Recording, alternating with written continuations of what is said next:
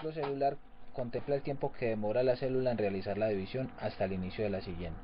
El ciclo consta de 5 fases: G0, fase G1, S, G2 y M o mitosis. Comenzamos con G0. Cuando la célula se prepara para realizar la división, crece el núcleo y el citoplasma levemente. En la fase G1 empieza a condensarse el DNA y migran las organelas que no son necesarias en el proceso de la división. En la fase S se sintetiza el material genético en forma de tetraedras, es decir, cromosomas compuestos por dos cromátidas. En la fase G2 ocurre la máxima condensación del material genético, crece el núcleo y el citoplasma, y queda todo listo para comenzar la fase M o mitosis. En la mitosis se obtienen dos células exactamente igual a la célula de la que provienen.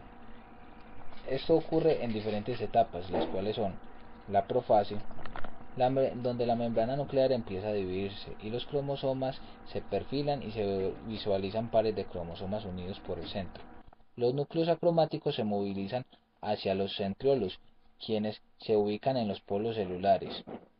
Luego viene la metafase, cuando las cromáticas apareadas se ubican en el centro de la célula. Estas se separan y dan origen a lo largo del uso acromático hacia los polos celulares. Telofase y citocinesis. La célula se empieza a adelgazar por el centro, las fibras del uso acromático se rompen, se divide la membrana celular y se forman los núcleos. Los cromosomas se vuelven difusos al finalizar la división. Quedan dos células idénticas a la célula madre.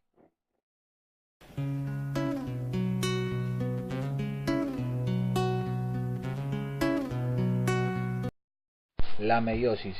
En este proceso celular se obtienen gametos, producto de dos divisiones continuas, meiosis 1 y meiosis 2. En la meiosis 1 se presenta la reducción del material genético y en la meiosis 2 se conserva como resultado. Se obtienen 4 células haploides de una célula diploide. En la interfase, la célula duplica su material genético y se prepara para comenzar la división celular. En la profase 1, el centriolo se duplica y cada uno se dirige a los polos de la célula. Desaparece la membrana nuclear y los cromosomas se condensan, forman tetraedras y hay entrecruzamiento y estas quedan libres en el citoplasma. Metafase 1. Los cromosomas se ponen en el centro y aún no hay división centromérica. En la anafase 1, los cromosomas homólogos se separan y se van hacia los polos de la célula. Esto se debe a la condensación del uso acromático. Estas permanecen unidas y las cromátides hermanas por el centrómero. En la telofase 1 se forma una placa en el centro y comienza la citocinesis. De esto obtenemos dos células haploides. En la meiosis 2 empezamos con la profase, la cual es corta, en la cual reaparecen los centriolos y migran a los polos celulares. En metafase 2 los cromosomas se ubican en el centro, aparece el uso acromático y se fija cada centrómero en cada cromosoma. Luego viene la anafase 2, cuando las cromátides que forman cada cromosoma se separan y se dirigen hacia los polos celulares. Luego la telofase 2, en la que se da la citocinesis y se forman núcleos en cada célula. Al final quedan 4 gametos haploides y genéticamente diferentes a la célula de origen. Gametogénesis. Tiene lugar en la meiosis. Las células germinativas, las cuales son el espermatocito primario y ovacito primario, contienen pares de cromosomas homólogos.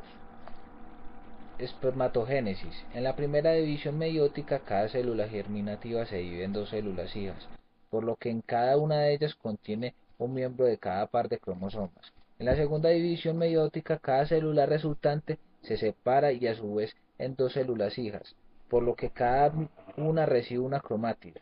En estas dos divisiones los gametos contienen la mitad de cromosomas de las células germinativas. En el caso de la espermatogénesis, las 4 células hijas darán origen a 4 espermatozoides. En el caso de la ovagénesis se produce un gameto maduro o como lo conocemos óvulo, ya que las otras 3 células se degeneran.